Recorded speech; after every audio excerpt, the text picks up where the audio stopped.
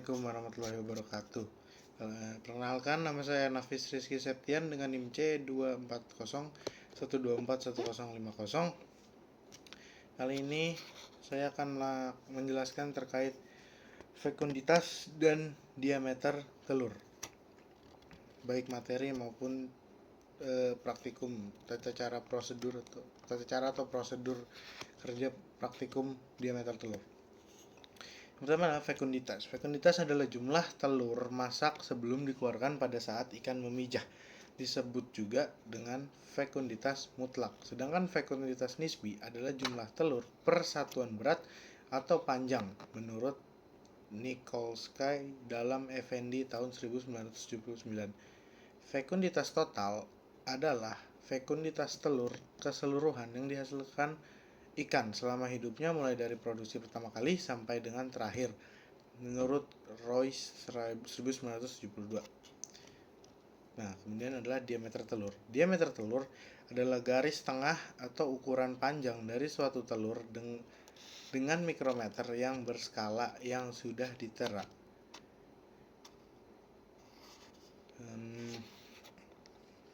Fekunditas dan diameter telur diambil berasal dari ikan yang mencapai tahap perkembangan yang sudah matang. Informasi dari TKG matang ini sangat berguna untuk mengetahui tahap perkembangan gonad dan mengetahui pola pemijahan pada ikan tersebut. Karena jika mengambil dari ikan yang belum memiliki gonad yang belum matang, itu sulit untuk mengetahui pola pemijahannya dan juga sulit untuk mengetahui diameter telurnya karena telurnya memang belum banyak. Dan proses pemijahan ikan itu juga dipengaruhi oleh beberapa faktor seperti kondisi lingkungan, salinitas air, dan faktor lingkungan di sekitar. Dan kekeruhan juga sangat berpengaruh.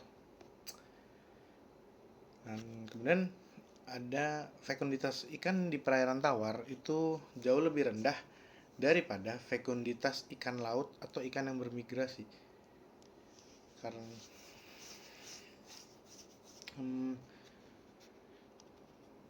menurut Nikolsky tahun 1963 menyatakan bahwa fekunditas ikan berhubungan erat dengan lingkungannya karena lingkungan dapat mempengaruhi pertumbuhan panjang, berat, dan berat tubuh ikan. Sedangkan berat dan panjang secara langsung berhubungan dengan fekunditas.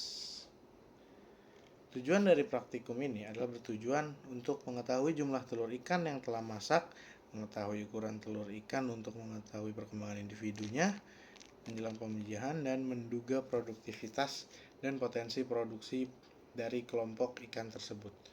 Alat dan bahan yang digunakan itu adalah mikroskop untuk melihat, tentunya yang sudah intinya sudah dikalibrasi karena untuk mengukur diameter telurnya. Kemudian ada kamera untuk dokumentasi cawan Petri untuk meletakkan si telur-telurnya itu yang nanti dan meletakkan gonad yang nanti akan diburai. Habis itu ada trash bag untuk membuang sampah setelah praktikum. Kemudian ada alat bedah untuk memburai si gonad itu menjadi telur. Ada juga timbangan digital untuk menimbang si bobot sampel. Dan juga kaca preparat untuk meletakkan sampel agar bisa dilihat di mikroskop. Oke, sekarang kita ke prosedur kerja praktikum ya.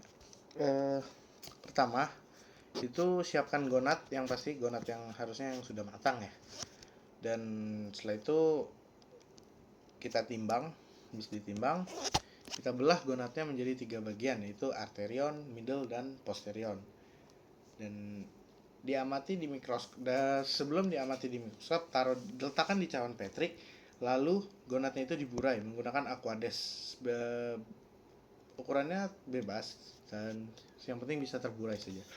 Setelah diburai, pipet si bagian telur-telur yang sudah keluar dari gonad, habis itu taruh di kaca preparat. Setelah itu kaca preparatnya diletakkan di meja mikroskop dengan perbesaran 10. Setelah itu lihat di mikroskop gonad tersebut dengan mengukur diameter telurnya, dan di mikroskop itu sudah ada penggarisnya menggunakan satuannya itu mikrometer.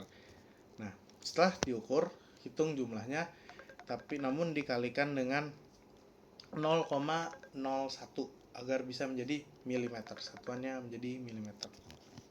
Mungkin sekian yang bisa saya sampaikan. Wassalamualaikum warahmatullahi wabarakatuh.